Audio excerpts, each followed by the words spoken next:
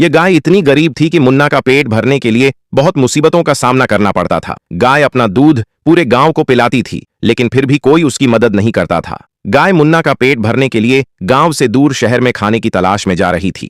तभी उसने देखा कि एक आदमी आने वाले दिनों में रेस प्रतियोगिता का ऐलान कर रहा है और रेस जीतने वाले को 1 लाख रुपए का नकद इनाम रखा गया था। गाय ने सोचा, मैं तो रेस नहीं जीत सकती, लेकिन मुन्ना को रेस की तैयारी करवा सकती हूँ। गाय अपनी गरीबी दूर करने का यह अवसर हाथ से नहीं जाने दे सकती थी, इसलिए उसने शरीर और ताकत दोनों बढ़ाने का सबसे महंगा ड्रिंक लाकर दिया। उसके बाद वह दिन रात एक करके गार्डन में जाकर दौड़ लगाने लगा। कुछ दिन बाद मुन्ना पहलवान बन जाता है और रेस के लिए निकल जाता है। उसी रेस में एक रेड बुल था जो मुन्ना का बहुत मजाक उड़ा रहा था। रेस शुरू हो जाती है और कोई भी किसी से कम नहीं था, सब बराबरी में दौड़ रहे थे और मुन्ना धीरे धीरे अपनी स्पीड को बढ़ाता है और वह सबसे आगे हो जाता है।